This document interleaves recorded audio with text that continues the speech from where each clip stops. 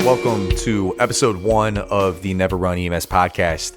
I am your host, Jesse Lapadula, and thanks for joining us. Today we're going to be talking about a question that I posted on Reddit, and the question was really simple, and I didn't really give any context to it. I asked the question, do you consider EMS a job, or do you consider it a career? And went on to say, I've heard so many throughout my tenure regard EMS as a job and not a career. What do you think and why, and what makes a job and what makes a career a career? Got so many interesting responses. I'm going to read a couple of them for you. We have one user say, the biggest difference is, are you putting away for retirement? And I think that this user brings up an awesome point. Does our job give us something like a pension? Does it give us something like a 401k match or a simple IRA match? Are we saving up for retirement ourselves? To this user, it's important that there is some sort of safety net involved in ensuring they're able to retire. That is the deciding factor for this user. We have another user say an old medic once told them that EMS was a trade job, probably like being a welder, carpenter. I was surprised as I realized he was right, but I never thought of it as a trade before. I think a trade could be a job or a career. I think that all depends on you. Somebody responded, a physically demanding job with relatively short education requirements, a lot of on-the-job training. It really is. And then suggests, well, if only we could unionize like all of the trades. It's kind of nice to see a lot of places appear to be unionizing to varying degrees of success, of course. So this user really suggests that this is a career as long as we want it to be, if we choose for it to be. But we're still sort of lacking, well, why? What is the career? We have another user here suggests that because EMS does not allow for a lot of steps up the ladder, that it can't possibly be considered a career, purely on the notion that we're not experiencing any, or maybe not so many, title promotions. Goes on to suggest that perhaps nursing is more of a career because there's all these different options in nursing. And then we have a user directly suggest that this is a poor argument, right? That a lateral change, a lateral step into another role within a hospital, it's not really advancement. That there's lateral and then there's advancement. Advancement is often cited as a reason to leave EMS. And I just feel like going from med-surg to ICU is like going from spearmint gum to evergreen gum. That's not enough of a compelling argument to me why we would sort of look down on our own profession. So again, this was posted in the EMS subreddit. I'm going to move away from this and tell you what I think the difference between a job and a career is. Spoiler alert, I certainly do believe that paramedicine can be viewed as a career, and I think it often should be. And as I said in the introductory episode of this podcast, I believe that it uniquely can be unlike a lot of other careers. First and foremost, when I became an EMT, so many in the career for some time cautioned me against ever making a career out of EMS. A lot of them told me, hey, you better have a plan to go on a fire, to go to nursing, to go to police, anything but this, right? And it was sort of sad because I spent a lot of time on achieving my EMT, and I'm here, and I'm really excited to be here to learn more, and already folks are telling me to leave the career, and I just don't see why. I think that this job is the bee's knees at that time, right? So a lot of them were using the term, this should be a stepping stone for you. When I got into EMS back in 2015, I had achieved my bachelor's in political science, right? And didn't really have too much of a future really planned out for me, right? So looking back, I'm really glad I found EMS because the path is very clear. That's already one benefit that I can think of is you get a paramedic license, certificate, you're going to be a paramedic. There is no disillusion as to what you're going to do, right? You have a clear path, a clear salary ahead of you. So why might we not consider paramedicine a career? And again, I'm basing a lot of this off of what I saw on Reddit and as well as conversations that I've had in real life. A lot of people cite a lack of pension to be why they believe that this is not a career, and something like being a police officer, a teacher, that those might be more likely to be careers because of a pension. I want to suggest that at least every job that I've worked, and please tell me if this is not the case where you're working, a lot of places do seem to offer retirement in the form of a 3% or more match for a simple IRA or a 401k. And I have an episode totally devoted to this notion. So let me know in the comments what your retirement plan is at your agency, and we're going to talk about it, because I believe that pensions, especially in New York State where I'm at,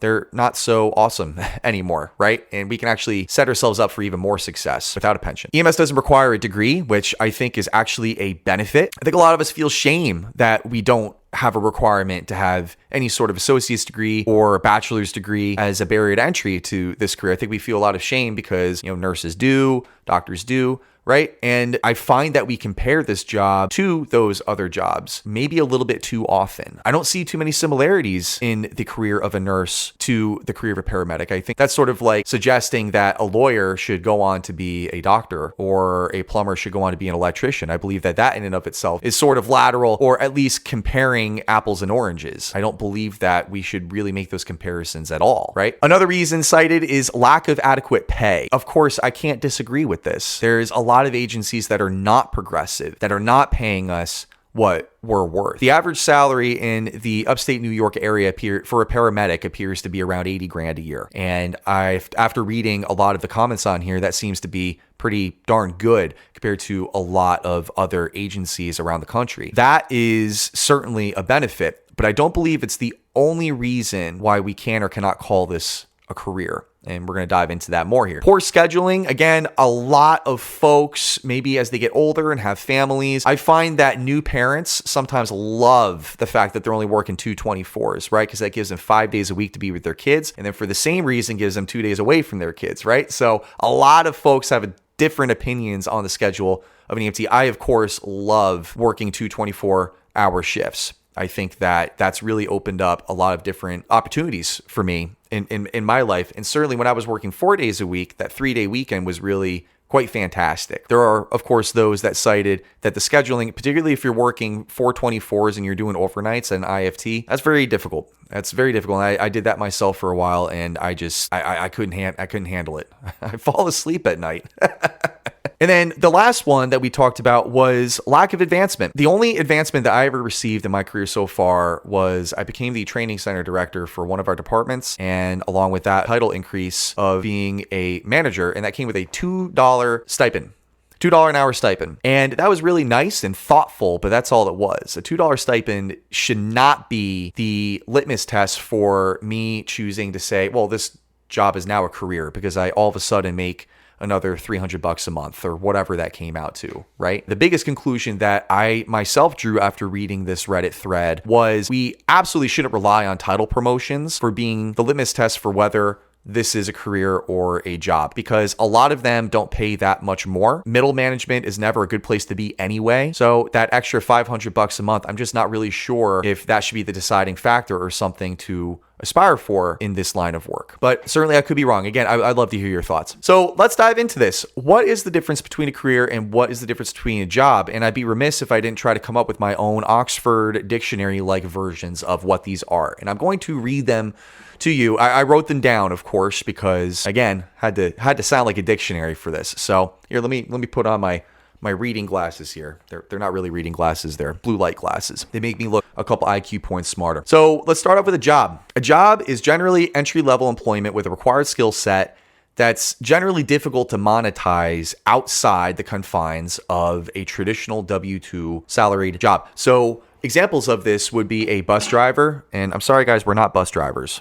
As much as we want to joke around that, we are. A fast food worker, factory assembly worker, janitorial, retail, data entry, customer service caller. These are jobs, in my humble opinion, having worked several of them, right? That you work your 9 to 5, you punch in, you punch out, and that's it. That's really all you're able to do with that skill set, is at the behest of somebody else paying your salary. So they're generally low paying. They require probably 5+ days a week to work. May or may not have benefits up to and including retirement or even healthcare. They generally don't require a college degree or continuing education or even a certificate. So let's talk about what a career is. Again, let me get my glasses on here. A career is a level of employment with the required skill set that takes time to master, requires continuous education, and is generally easier to monetize outside the confines of a traditional W-2 salaried job.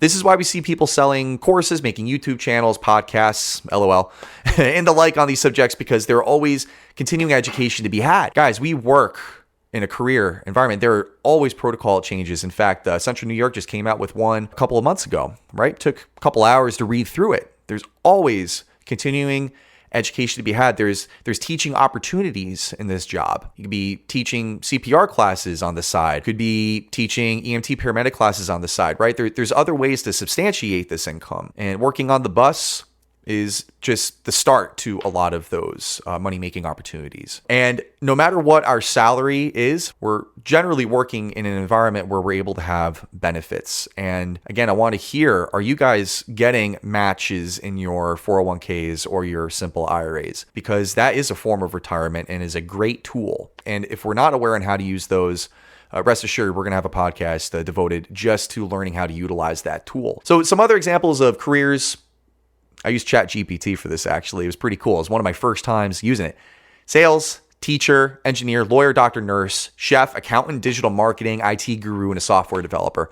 All these have skill sets that you can make money outside of your W-2 paycheck. Every single one of these. You can't go on Instagram without seeing somebody trying to sell you a course on any of these. And in fact, that's sort of my litmus test for whatever job you happen to be working. Is that a career? Are you able to monetize it outside of your 9 to 5, or in our case, 7 to 7s, or whatever shift we happen to be working? So these jobs are generally higher paying, require 5 days, and taking paramedic out of this list for a second, okay? These jobs are generally higher paying, require 5+ days a week to work, have benefits, most have retirement. They generally require a college degree though, and lots of continuing education. Those ones that I just read you off, they are higher paying. Some of them do have pensions. Most of them have retirement. A lot of them you have to work 5 days a week. Right? So you're going to have student loans. You're going to have more time spent learning how to do the job just as a sort of necessity, right? It's a requirement. A lot of red tape involved with a lot of these careers. So if you ask yourself, why not paramedicine? Why is this still not a career? Why are we so dissatisfied, right? Outside of the reasons that we spoke about earlier in the episode. I think what it comes down to, and this is just my humble opinion, I came up with this after reading a lot of the subreddit, is I think that we all have this sense of shame. We feel shameful in what we do for a living. I want you, as you're listening to this, if you're still listening to this, take yourself out of this for a second and just walk with me. I want you to objectively look at this job, okay? And pretend like you're describing yourself to somebody else. So, hi, my friend Jesse works as a paramedic, right? Oh, cool. What does a paramedic do? Well, they save lives. And we're all sitting here saying, well, sometimes. Sometimes we save lives, but just for the argument's sake, we are there to help people. We are there to transport people to a higher level of care. We are there to provide calm in an otherwise chaotic situation. What about that is shameful? There is zero shame in that. And just because we work it, we see how the sausage is made. Well, I only had to go to a summer course to get my EMT, and then I did a hybrid course in my paramedic degree, and I don't have a college degree. So I just have a certificate, and, my partner picks his nose, and, we do these useless interfacility transfers, and, and the list goes on. I've never seen a group of people, and myself included, hate on ourselves and our profession more than ourselves, right? It's almost like we take on the dogma, hey, nobody could talk crap about my career except me, and yet we talk way too much crap on ourselves. So I think that what this really comes down to is it's not about pay so much. Again, I'm not diminishing that for folks, but or retirement or pension, right? Because we see other careers that are maybe on the surface kind of similar, enjoy these benefits. But I think what it really comes down to is shame. And, I could just as easily get emotional about that, because how sad is that? Why do we feel this sense of shame for what we do for a living? I remember I was at an EMS conference here in upstate New York in 2022, and I was sitting down at a table with, I'm not going to name names, but just some really, really, really highly respected folks in the industry. And I was so nervous sitting down with these people. I've really grown to respect them throughout my career. And, everybody's sort of talking. They all know each other. I'm just politely sitting there, and they asked me, oh, Jess, or Jesse, not quite first name basis. What do you do? Where do you work? And I was so shameful telling them, oh, I work at, a rural ambulance service, And, they said, rural EMS, I mean, that's just, that's a lot. You got to be with patients for a long time. Well, yeah, I just remember feeling this overwhelming sense of shame for what I'm doing. And at the time I was really trying to get into flight, and I was thinking, oh, flight's the pinnacle and all be all, place to be. And I'm sitting there feeling shame that I'm on the ground, and these people were just talking me up. Man, that's great. It sounds like you're really well taken care of there. It sounds like you're taking good care of people there, and there's no shame in remaining there. And I remember saying, maybe one drink too deep, I might find myself working here for the rest of my career, and I don't know how I feel about that. And they said, there's nothing wrong with enjoying where you work. I just remember feeling kind of silly. Why was I feeling so much shame? And I believe that it's for all these reasons that I just talked about. We might find shame in not being busy for a shift. What I contribute, right? Well, it's part of the job. We don't have to do anything until somebody calls us, right? We might be picking up people that don't really need to be picked up. Well, that happens all the time. That's part of the job, right? Not everybody is calling us because they need their lives saved or their cat come out of a tree, right? This is not a glorious job. So we understand that. We shouldn't be ashamed of it. All these reasons are superficial. These are all superficial reasons to feel shame. And you guys don't need my validation, but you have it because I'm right there with you. There is no shame in being an EMT or a paramedic. There's just zero shame. Now, the other stuff we can fix when it comes to pay, working for a place that takes us seriously and treats us kindly, that can be fixed. Finding other ways to make money outside of the box, that can be fixed. And saving for retirement. All these things can be fixed. And let's just pretend for a second that you're working this job and all of those other things are of no consequence. Let's pretend you're getting paid $1 million. Well, I would quit the next day. Well, take that out of it for a second. Pretend that you can't do that. All these other things are fixed just for a moment, right? Would you feel less shame about working as a paramedic? If all those were taken out, and if the answer is yes, then I don't want you to feel shame anymore because these are all fixable problems. And we should not be feeling shame because we don't have a college degree. And that's just a fact in my opinion. I think the only important question to ask yourself about whatever job you happen to be working is, does this chosen career give me a lifestyle as far as the schedule goes and everything else that fits what I want my life to be? And I think particularly in paramedicine, we shouldn't be living to work. We should be working to live, which means that our job is really on the sidelines for what the rest of our life is. And I've said before, and I'll say it again, I think that this career puts us in a unique position for that to be the case. A paramedic requires several years of experience. A paramedic certificate can likely be obtained while working full-time. It's a skill set that's learned directly on the job, which really appeals to us kinesthetic learners. And it requires a skill set that is generally easier to monetize outside of the confines of the box, right? With the benefit of a shorter work week. So I'm not entirely sure what about that is not a career. And this is going to be probably a 2, 3, haven't decided yet, maybe even 4-part series on why I think that this job is an excellent career for a lot of folks and should appeal to a lot more. So in conclusion, we've really discussed a lot about what the difference between a job and a career is, at least in my mind, right?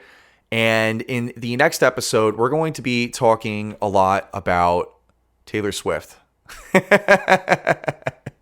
And you're just going to have to wait until we publish that next episode to understand exactly what I mean by Taylor Swift. And I'll give you a hint. I'm making the argument that Taylor Swift is not a real musician. And somehow, yes, that does apply to EMS. We'll call it quits there. That's the end of part 1. Thank you very much for listening. Please let me know in the comments what I got wrong, what I got right. Maybe if this helped you see this career in a bit of a different light, right? I would love to hear your thoughts on this and maybe let me know some things that maybe I'm not totally aware of. Thank you very much, and never run.